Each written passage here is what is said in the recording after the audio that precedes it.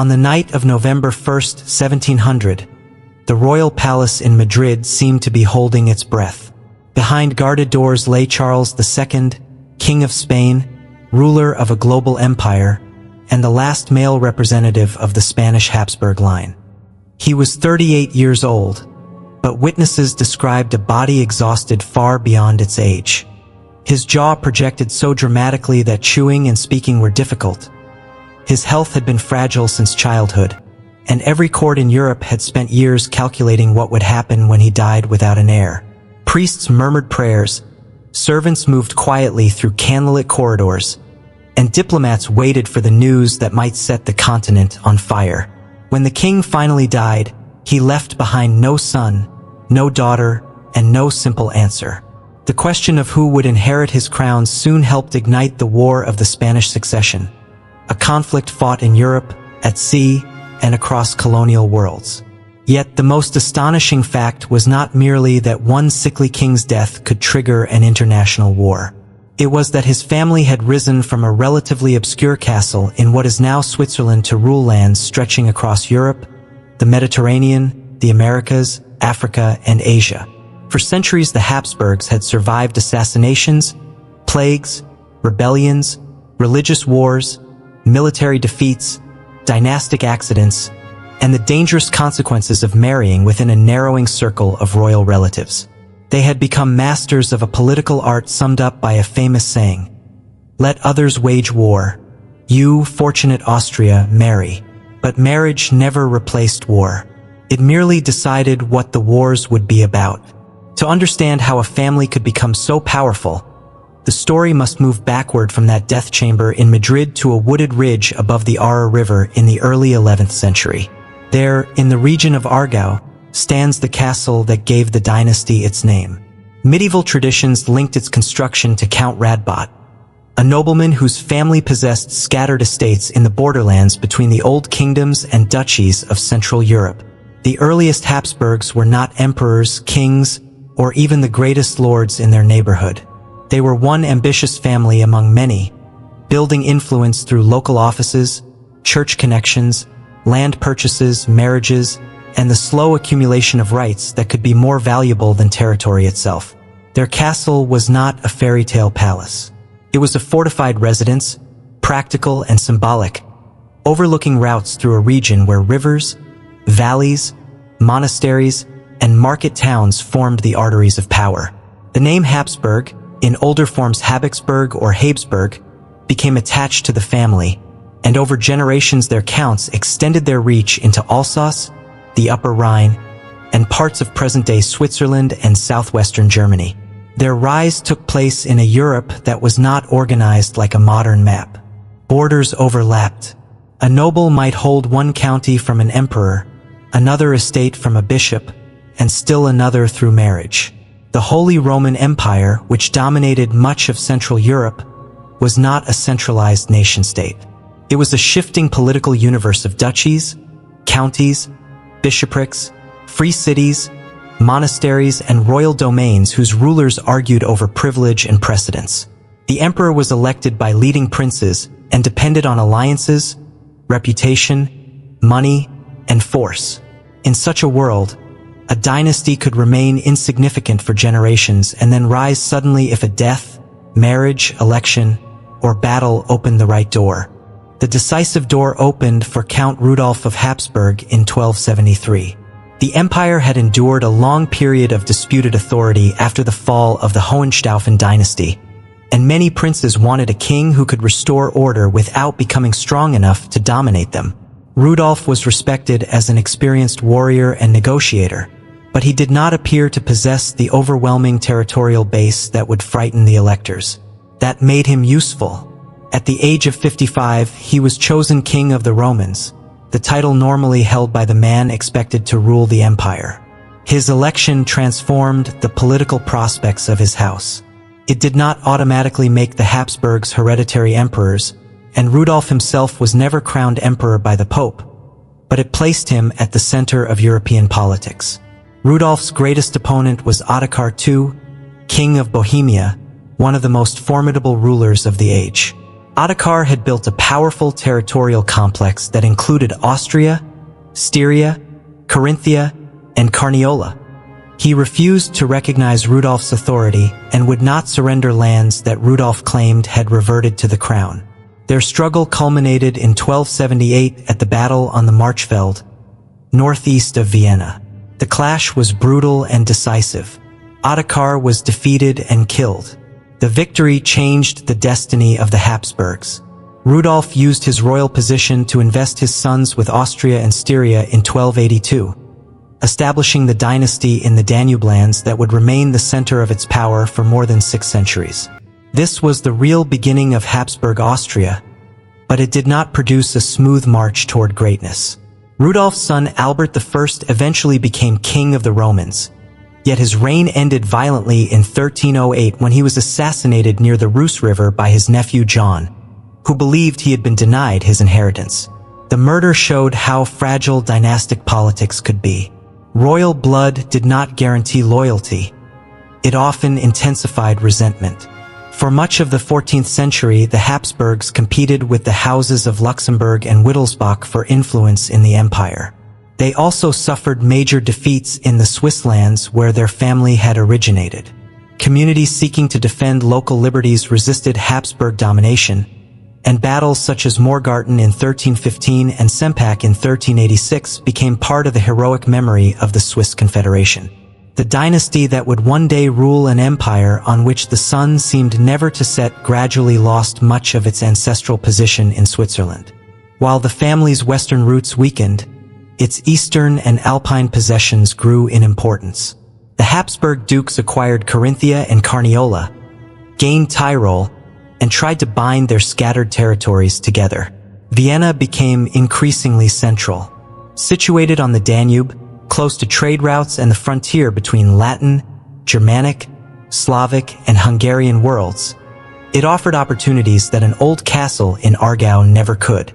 The city developed into a courtly and administrative center, though the dynasty's lands remained divided among branches of the family.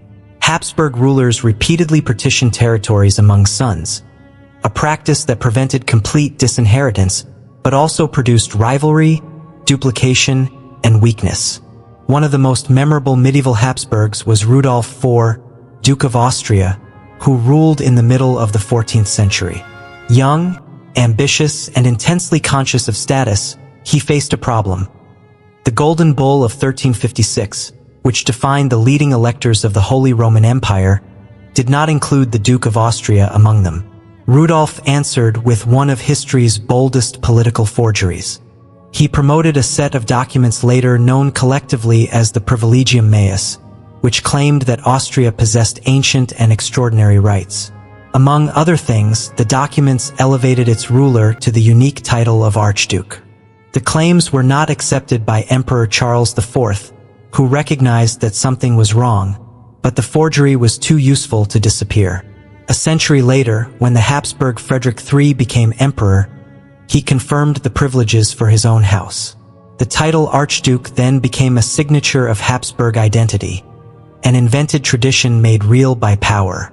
Rudolf IV also helped shape Vienna's monumental landscape. He supported the expansion of St. Stephen's Cathedral and founded the University of Vienna in 1365. These projects were political statements. A dynasty that wished to be treated as ancient and sacred needed architecture, education, ceremony, and memory. Habsburg power would always depend on more than armies. It would be displayed in churches, palaces, portraits, funerals, collections, titles, coats of arms, and carefully arranged marriages. The family understood that people obey institutions partly because those institutions appear permanent. Yet permanence remained an illusion. The late medieval Habsburgs quarreled, divided their territories, and faced pressures from neighbors and their own subjects. Duke Leopold III died at Sempach fighting the Swiss. His descendants governed Inner Austria, Tyrol, and other lands in separate branches.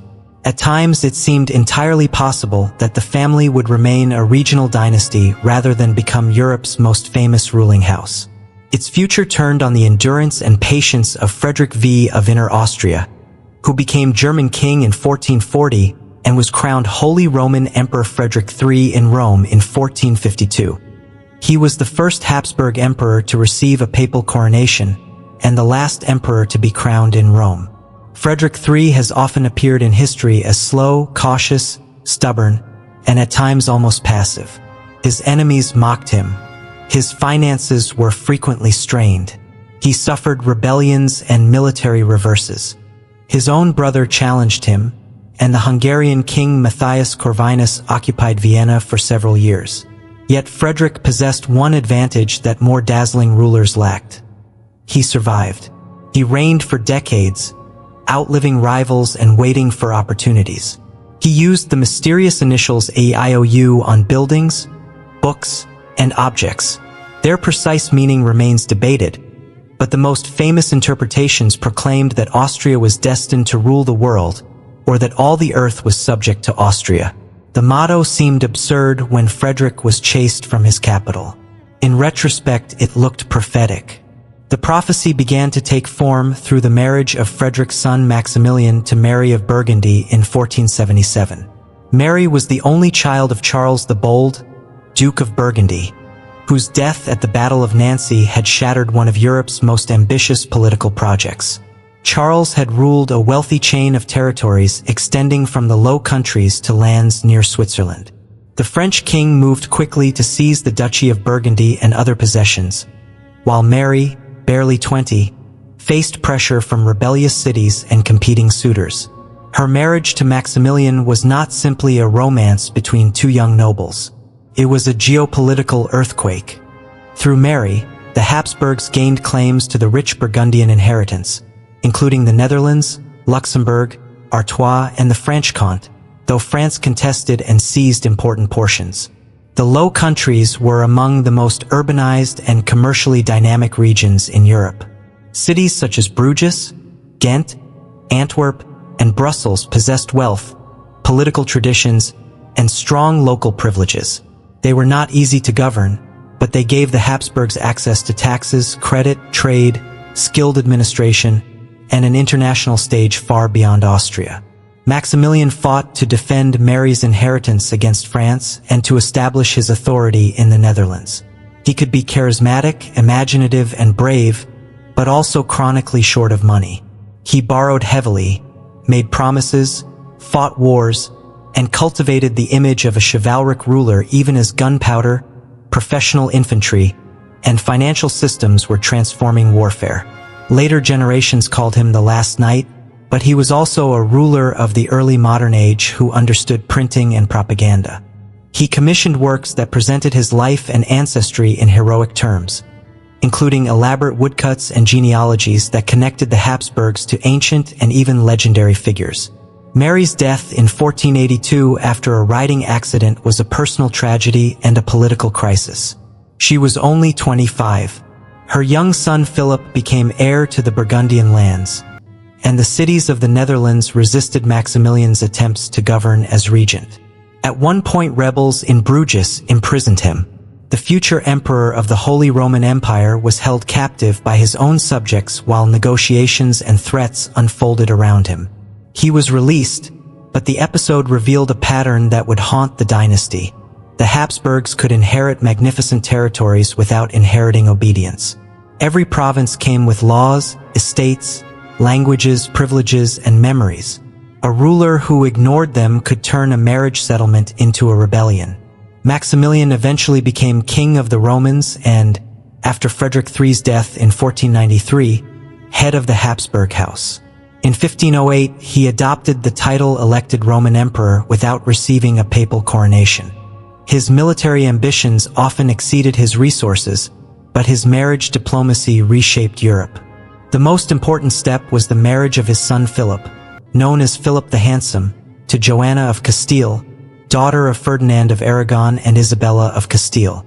Ferdinand and Isabella had united their crowns dynastically, conquered Granada in 1492, strengthened royal institutions, expelled Jews who refused conversion, and sponsored Christopher Columbus's westward voyage.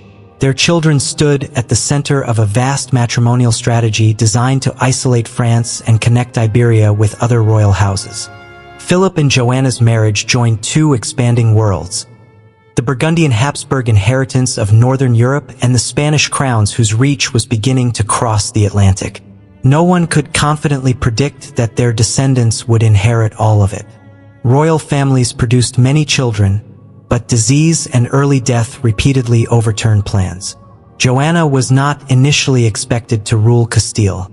Only after the deaths of her brother, her elder sister, and her sister's child did she become heir. Philip likewise inherited the Burgundian lands after Mary's death. Their marriage was reportedly marked by intense attraction, jealousy, conflict, and political manipulation. Joanna would later be remembered as Juana la Loca, Joanna the Mad, but her story cannot be reduced to a convenient label. She suffered emotional crises, especially after Philip's sudden death in 1506, yet her father Ferdinand and later her son Charles also benefited politically from keeping her confined and declaring her incapable of rule. She remained legally Queen of Castile until her death in 1555, spending nearly half a century at Tordesillas while government was exercised in her name by men who controlled access to her.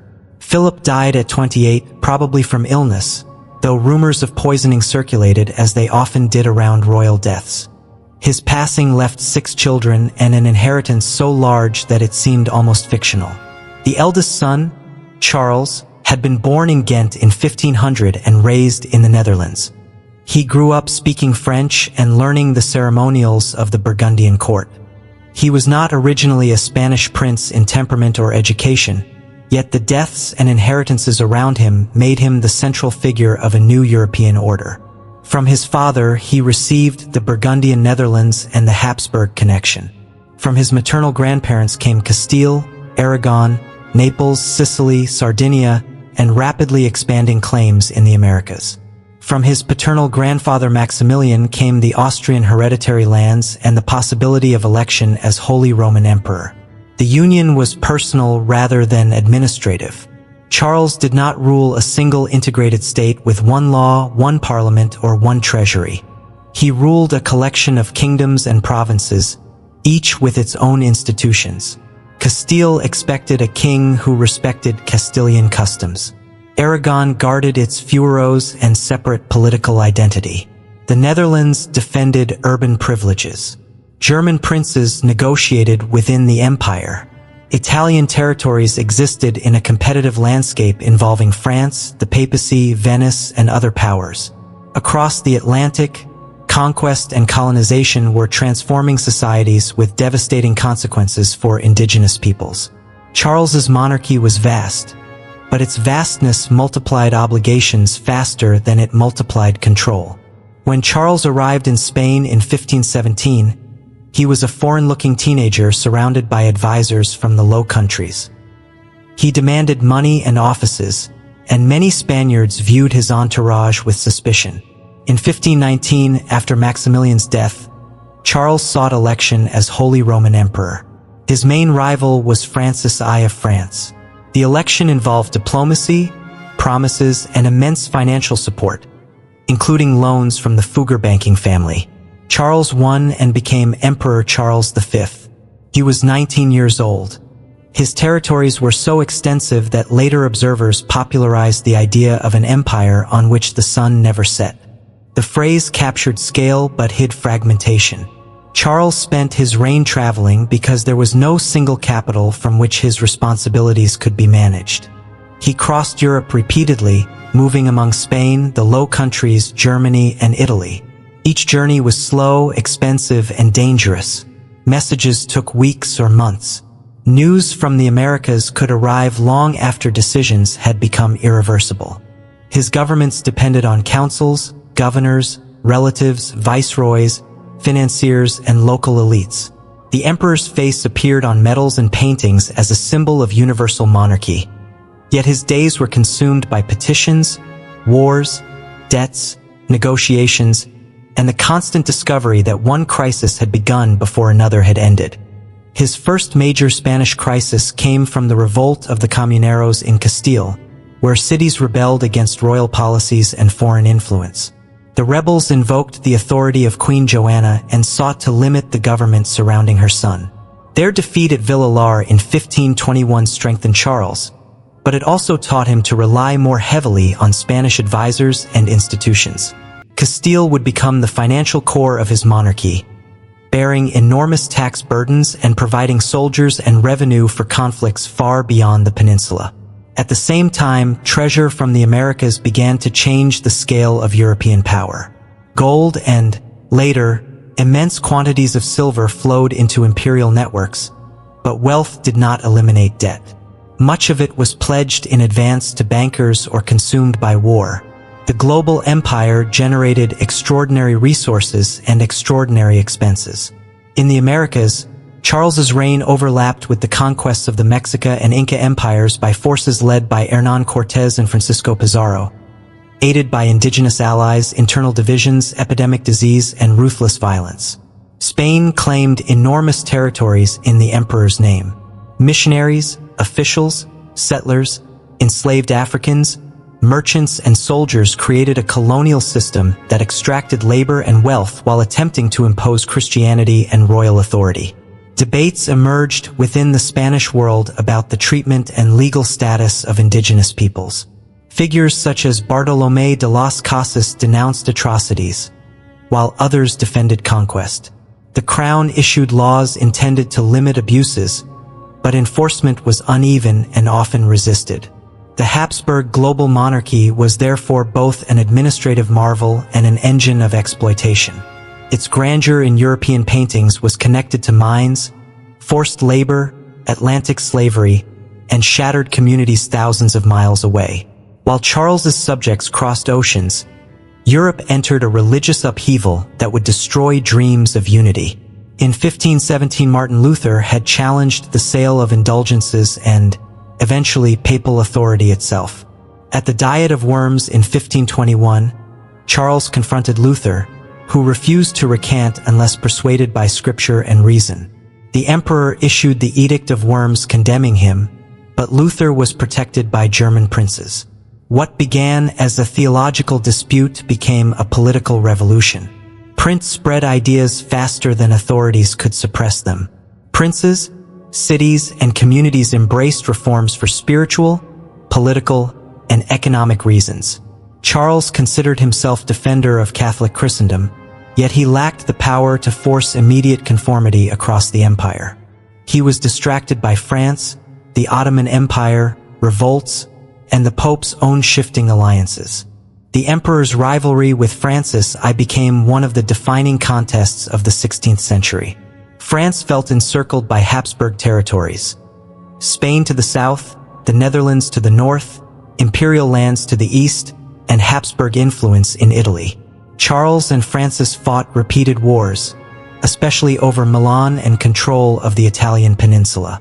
At the Battle of Pavia in 1525, imperial forces defeated the French and captured Francis himself. The victory seemed to confirm Charles as Europe's supreme monarch. Francis was taken to Spain and signed the Treaty of Madrid, promising major concessions.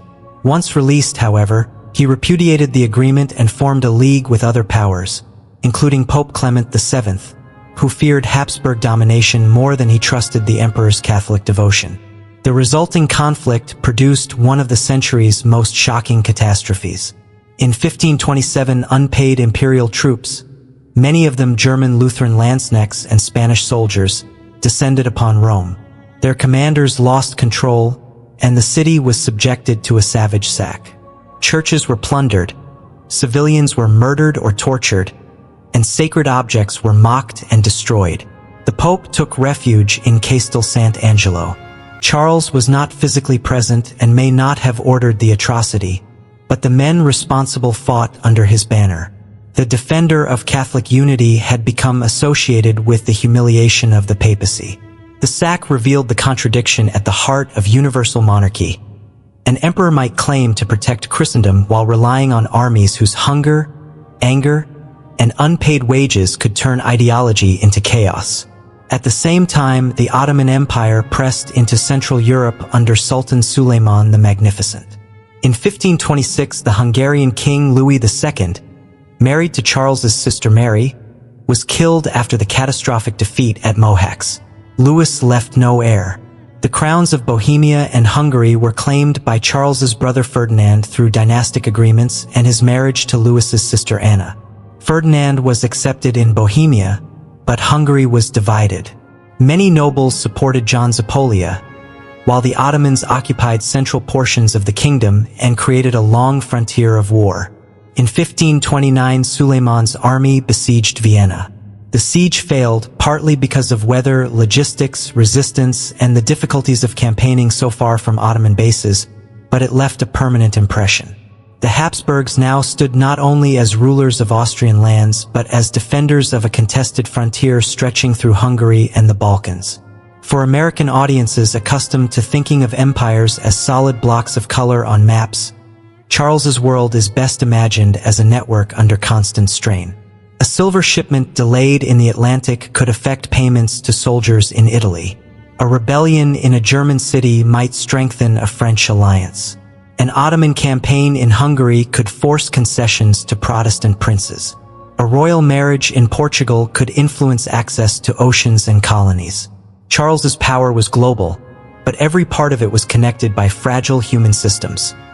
Ships that sank, horses that tired, couriers who were robbed, bankers who demanded repayment, officials who lied, and subjects who obeyed only when obedience suited their interests. Charles tried repeatedly to resolve the religious division in Germany. He wanted reform within the Catholic Church but rejected the fragmentation of Christian authority. At times he negotiated. At other times he prepared force.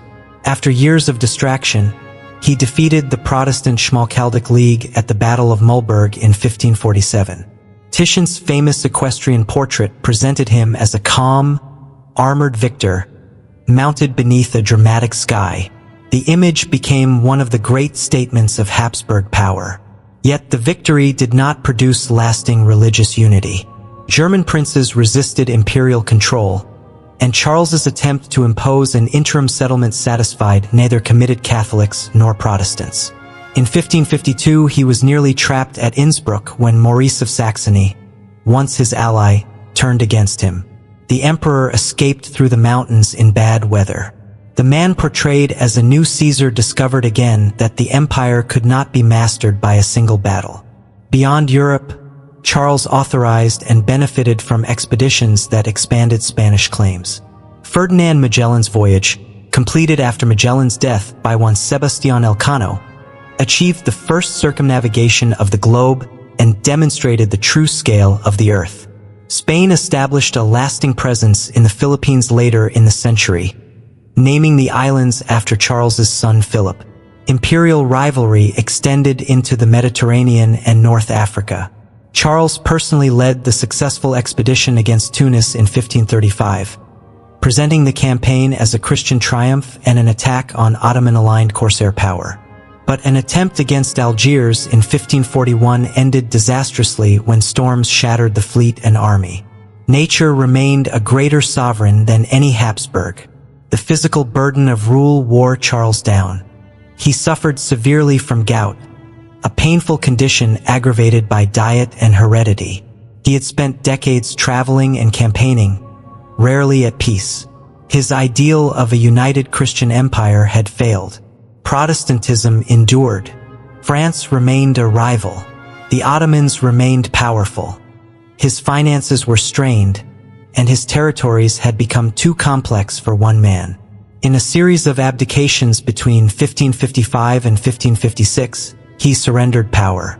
In Brussels, before an audience of nobles, he reviewed his journeys and efforts, leaning for support on the young William of Orange, who would later lead the Dutch revolt against Charles's son. The scene was thick with irony. Charles gave the Netherlands and Spanish possessions to Philip. The Austrian lands and imperial responsibility went to his brother Ferdinand. He then withdrew to the monastery of Yusti in Spain, where he lived in retirement until his death in 1558. Charles's abdication formalized the division of the Habsburg inheritance into Spanish and Austrian branches. It was one of the most consequential family settlements in European history. Philip II received Spain, the Netherlands, Milan, Naples, Sicily, overseas territories, and later Portugal and its empire. Ferdinand I ruled the Austrian hereditary lands, Bohemia, contested Hungary, and became Holy Roman Emperor. The two branches remained closely connected by blood, religion, diplomacy, and repeated intermarriage. They often cooperated against shared enemies, but their interests were not identical. Spain looked toward the Atlantic, Mediterranean, Italy, and the Low Countries. Austria faced the German princes, Bohemian estates, Hungarian nobles, and the Ottoman frontier. Together they gave the Habsburg name unmatched prestige.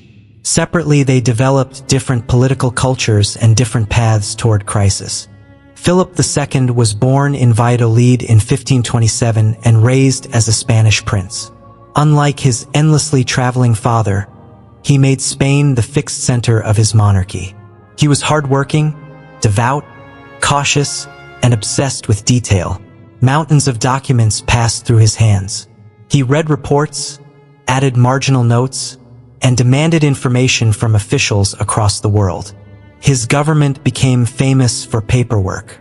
Decisions from Madrid or the royal complex of El Escorial could take months to reach distant provinces, and Philip's desire to control details sometimes produced paralysis.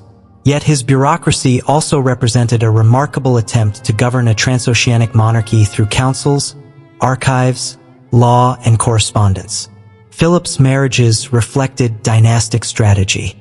His first wife, Maria Manuela of Portugal, was his double first cousin. She died shortly after giving birth to their son Don Carlos. His second wife was Mary I of England, daughter of Henry VIII and Catherine of Aragon. Their marriage in 1554 raised fears in England that the kingdom might become subordinate to Spain. Philip became king consort but never gained deep popularity there, and the couple had no surviving child. Mary's death in 1558 ended the union. Philip later married Elizabeth of Valois, daughter of Henry II of France, helping seal peace between Spain and France. After Elizabeth's death, he married his niece Anna of Austria, a match that further tightened the family web. Their surviving son became Philip III. The repeated marriages among close relatives were not unusual among European dynasties, which treated marriage as diplomacy and sought partners of equal status. But the Habsburgs carried the practice to a dangerous extreme. Spanish and Austrian branches repeatedly exchanged brides and grooms to preserve alliance and inheritance. Genetic diversity narrowed. The protruding lower jaw associated with the family, often called the Habsburg jaw, appeared in portraits across generations. Not every health problem can be blamed on one gene or one marriage, and historical diagnoses must be cautious, but modern research has strengthened the conclusion that high levels of consanguinity contributed to the physical difficulties and reproductive failures of the Spanish line. The political desire to keep power inside the family literally reshaped the family's bodies. Philip II inherited a monarchy at the height of its prestige. Spanish infantry, organized in formidable tercios, earned a reputation as Europe's finest. American silver helped finance war. Spanish influence dominated much of Italy. In 1580, Philip also claimed the Portuguese crown after the death of King Sebastian and the succession crisis that followed. The Iberian Union brought Portugal and its overseas empire under the same monarch, linking Spanish America with Portuguese networks in Brazil, Africa, and Asia. For a time, Philip ruled territories on nearly every major sea route known to Europeans. Yet the same scale that inspired awe made his monarchy vulnerable. In the Netherlands, resistance grew against taxation, centralization, and religious persecution. Many inhabitants remained Catholic, but Calvinism spread in northern cities, and local elites defended privileges against Spanish officials. In 1566, an iconoclastic fury swept through parts of the region as Protestant crowds damaged religious images. Philip sent the Duke of Alba with troops. Alba established the Council of Troubles, remembered by enemies as the Council of Blood, and executed leading nobles including Counts Egmont and Horn. Repression did not restore obedience. It widened the revolt.